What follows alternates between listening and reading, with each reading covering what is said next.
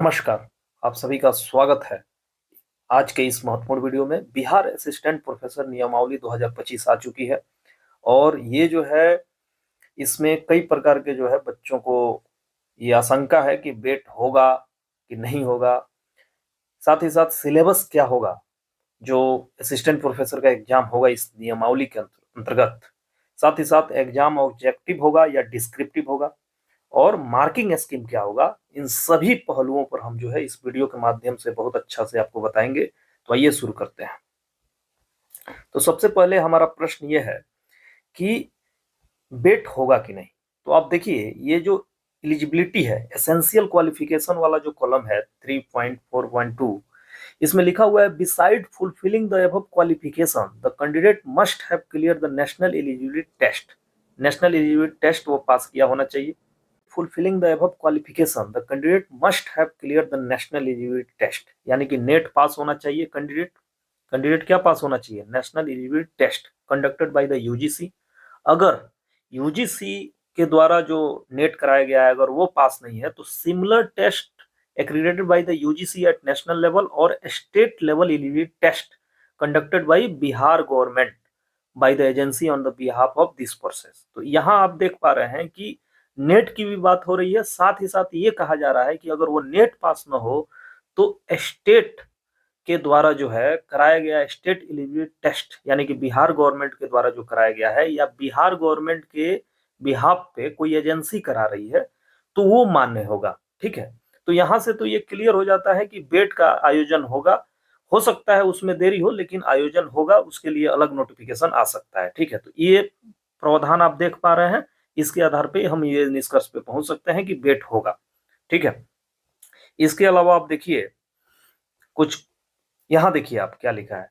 अब यहाँ हम सिलेबस देखते हैं। The syllabus of written exams will update NET examination, यानी कि नेट एग्जामिनेशन का जो सिलेबस है वही सिलेबस होगा आपके सब्जेक्ट का। यानी कि ज्योग्राफी, अगर नेट का कोई सिलेबस है ज्योग्राफी का तो वही सिलेबस जो है बीपीएससी के जो ये बिहार स्टेट यूनिवर्सिटी कमीशन के द्वारा जो एग्जाम कराया जाएगा उसका भी सिलेबस वही रहेगा। ठीक है, और साथ ही साथ यहाँ पे ये भी बताया गया है कि अगर नेट का सिलेबस फिक्स नहीं किया गया है यूजीसी के द्वारा तो बिहार सरकार जो है उसको तैयार कराएगी उस विषय का सिलेबस जो नेट के तहत नहीं आता है, इसमें ये बताया गया है। ठीक है, और अब यहाँ प्रश्न उठ रहा था कि जो रिटन एग्जामिनेशन होगा वो डिस्क्रिप्टिव टाइप होगा कि ऑब्जेक्टिव टाइप होगा। ठीक है, तो यहाँ आप स्पष्ट देख पा रहे हैं कि written examination will of descriptive type and model question paper भी प्रिपेयर्ड बाय द कमीशन। ठीक है, तो वो डिस्क्रिप्टिव टाइप होगा, ऑब्जेक्टिव टाइप नहीं होगा। ठीक है, तो आपको लिखने की भी प्रैक्टिस डालनी होगी।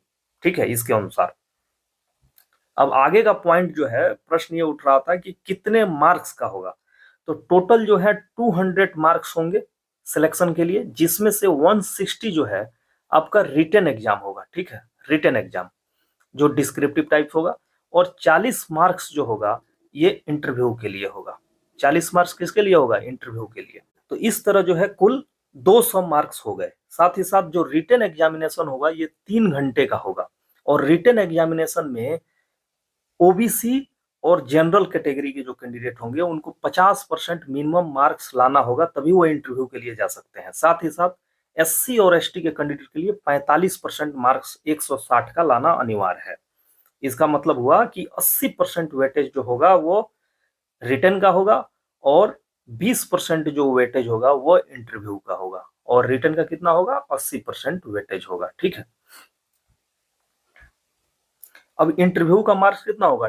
40 मार्क्स होगा। ठीक है, तो इस तरह आप देख रहे हैं ये मेरिट लिस्ट का जो प्रिपरेशन होगा वो रिटन प्लस इंटरव्यू के मार्क्स को मिला के होगा, टोटल 200 मार्क्स हो जाएंगे इस तरह। ठीक है, हाँ यहाँ पे वही बात कहा गया है। फिर यहाँ पे जो बेट की बात हो रही थी, यहाँ देखिए set slate shall be valid for appointment in respective state university college institution only in conducted by Bihar government, यानी कि बिहार गवर्नमेंट के द्वारा जो कराया गया होगा सेट का एग्जाम वही जो है वैलिड होगा बिहार में।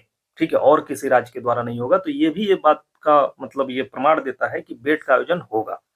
तो दोस्तों ये रहा इस एग्जाम से संबंधित कुछ महत्वपूर्ण विषय, जिसमें हमने देखा कि बेट होगा कि नहीं। ये तो बात आपने दो प्रावधानों से क्लियर हो गया, सिलेबस क्या है ये जान गया, एग्जाम कैसा होगा, मार्किंग स्कीम क्या होगा, ये सभी हम लोग जान गए हैं। इस एपिसोड से दीजिए इजाजत। आपको कैसा लगा कमेंट सेक्शन के माध्यम से जरूर बताइए, और जो भी जानकारी आप चाहते हैं बिहार असिस्टेंट प्रोफेसर की भर्ती से रिलेटेड, आप कमेंट सेक्शन के माध्यम से जरूर दीजिए। ठीक है, पूछिए वहां पे। नमस्कार।